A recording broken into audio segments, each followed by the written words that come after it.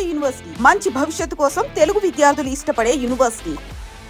అవసరమే లేదు. నన్ను లంగ పని చేయమని చెప్తే నేను చెయ్య నాకు వద్దే వద్దు. నేను లంగ పని చేసే సవ్వాలే లేదు, నాకు అవసరం లేదు. రెండోది ఏంటంటే నా దగ్గరికి రానంత వరకే నా గురించి నెగిటివ్గా మాట్లాడతారు. ఒక్కసారి నా ఆఫీస్లోకి ఎంటర్ అయ్యారు అంటే వానికే అర్థమైపోతుంది, నీ అమ్మాయి కుల్లా ఉన్నాడు రా నాయన, ఈయనతో వేస్ట్, ఈయన దగ్గర ఏం దొరకదు. రెండవది, ఇవాళ ఎక్కడ పడితే అక్కడ కెమెరాలు పెట్టుకొచ్చేటువంటి స్థాయిలో ఇది మనకు సైన్స్ పెరిగింది.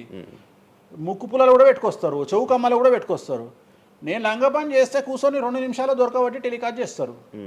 కానీ మాటలు ఉన్నాయి, క్లారిటీ సాక్ష్యం లేదు. ఇక మరి ఏం చేస్తాను నేను? పోనీ నేను అందరిలాగా దాచిపెట్టే మనిషిని కాదు, దొంగతనంగా లంగపనంగా డోర్లు అన్నీ కుల్లా ఉన్నాయి. మీరు ఎక్కడికొచ్చినా మాట్లాడి నా ఆఫీస్లో ఏమైనా చేయండి, ఓపెన్గా పూజలు చేస్తా. ఇంకోటి వేరేటోడు పెట్టే కానీ నేనే పూజ పెడుతున్నా. ఇంకోటి రెండోది, బాటిల్ కూడా నా చేతిలో పట్టుకొని అమ్మవారికి నైవేద్యం చేస్తున్నా. పోనీ నేను బాటిల్ దొంగతనంగా ఇది మందు బాటిల్ కాదు అని చెప్తలేను, blue label bottle, royal salute bottle నేనే పోసి మరి అమ్మవారికి నైవేద్యం చేస్తున్నా. ఇంకా ఎక్కడనే దాపరికం ఉంది? ఇంకా బాటిల్స్ కూడా కాస్ట్లీ, అంటే పెద్ద గెస్టులకే అవి పెద్ద వాళ్ళ విఐపి రేంజ్ని బట్టి పెడతాం. నార్మల్ వాళ్ళు వస్తే వాళ్ళకి తగ్గట్టి వాళ్ళ ఇష్టం. ఇప్పుడు ఉదాహరణ, ఇప్పుడు బాలయ్యబాబు చేస్తే మ్యాన్షన్ హౌస్ పెడతాం. కొంతమంది ఎన్ఎస్సి అంటే ఇప్పుడు ఉదాహరణ వాడు మొన్న ఎవడో విమర్శిస్తుండు నన్ను. మొన్న ఎవడో ఆయన లారీ కళ్ళద్దాలు పెట్టుకుంటాడు అని ఒక జ్యోతిష్కుడు నన్ను విమర్శిస్తున్నాడు. అంటే అరే లారీ కళ్ళద్దాలు అది కొనాలంటే కాశీ దాకా దేకాలి. ఎంత ఉంటాయి అంటే మన లైఫ్లో దాని వాల్యూ తెలియదు.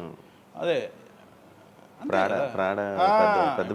కుక్కకి ఏం తెలుసు కుసుమపు వాసన, నెయ్యి గురించి ఏం తెలుసు కుక్క కంటే. వాడు ఏదో మాట్లాడతాడు, వాడు మాట్లాడినప్పుడు నేను వాడి మీద పీటీ చూపిస్తా. అరే నా కళ్ళద్దాల గురించి మాట్లాడుతున్నాడు, ఆ కళ్ళద్దాలు నీ జీవితంలో చేతులు కూడా పట్టుకొని చూడలేవురా నువ్వు. ఇంకా నువ్వు దాని గురించి మాట్లాడితే నువ్వు ఇక వాడిని కుక్క కంటే హీనంగా నేను చూడాలి తప్ప వాని గురించి వాని మీద నేను సింపతి చూపిస్తా తప్ప నేను కోపానికి ఎందుకు వస్తా? అట్లా చాలామంది విమర్శ చేస్తుంటారు. విమర్శల గురించి మనం పట్టించుకునే. మీకు బ్రాండ్ బట్టలు, బ్రాండ్ స్పెట్స్ అవన్నీ ఎలా అలవాటయ్యాయి? అంటే ఎలా అలవాటయ్యాయి అంటే ఇప్పుడు కూడా చెప్తా, జాతక రీత్యా శుక్రుడు ఎవరికైతే కొద్దిగా నీచంలో ఉంటాడో వాళ్ళు ప్రతి శుక్రవారం నాడు పర్ఫ్యూమ్ కొట్టుకోవాలి. శుక్రుడు అంటే లగ్జరీస్. ఓకే, శుక్రుడు జాతకంలో శుక్రుడు గ్రహం నేను మాట్లాడేది. శుక్రగ్రహం వీక్ ఉన్నప్పుడు ప్రతి శుక్రవారం నాడు పర్ఫ్యూమ్ కొట్టుకోవాలి. అండ్ ఒక పెగ్గు 30 ml కాచేయాలి. తాగుమని చెప్తే వేణుస్వామి చెప్పిండు కదా అని ఒక ఉద్యమంలాగా తాగొద్దు. ఒక 30 ml స్కాచ్ తాగాలి. అట్లా ఒక 3 నెలలు చేసిన తర్వాత డెవలప్మెంట్ ఏందో మీకే కనిపిస్తుంది. మళ్ళీ వేణుస్వామి మందు తాగేమన్నాడు అని కాంట్రవర్సీ కావచ్చు.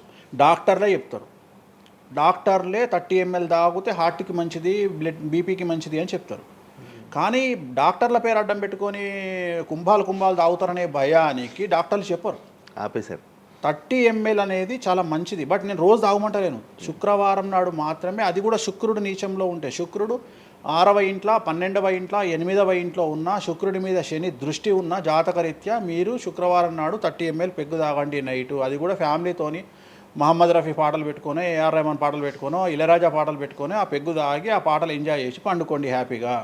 సో మీ లైఫ్ ఎట్లుంటుందో చూడండి. నేను మాట్లాడేది వ్యాపారమో ఇతర ఉద్యోగం చేసే వాళ్ళ గురించి కాదు. ప్రత్యేకించి 100 రూపాయల దగ్గర 1,00,000 రూపాయలు సంపాదించగలిగి రియల్ ఎస్టేట్ వ్యాపారులు, వ్యాపారస్తులు, పొలిటీషియన్స్, పెద్ద వాళ్ళ గురించి మాట్లాడుతున్నాను. టీచర్లు, అటెండర్ల గురించి నేను మాట్లాడతలేను. టీచర్ ఎంత తాగినా తాగుడు మిగులుతుంది తప్ప పైసలు రావు, ఎందుకంటే ఆయన జీతం అంతే కాబట్టి. సో ఎక్కడైతే పెరగడానికి ఆస్కారం ఉంటుందో వాళ్ళ గురించి మాట్లాడుతున్నాను. సో ఇది కూడా మంచిది రెమెడీ. సో ఇలాంటి రెమెడీలు చెప్పాలంటే వేణుస్వామి చెప్తాడు కానీ వేరేటోడు చెప్పాడు. ఎందుకంటే వాడికి భయం, మందు తాగమంటే తప్పు. అరే మందు తాగమంటే తప్పు అయితే మందు యాడ్ ఎందుకు వస్తుంది, మందు ఎందుకు తయారు చేస్తారు? సో ఇదన్నీ అందుకనే దేశ కాలమాన పరిస్థితి. కసినో తీసుకుపోయి గోవాలో పెడితేనేమో లీగలు, హైదరాబాద్లో పెడితే ఇల్లీగలు.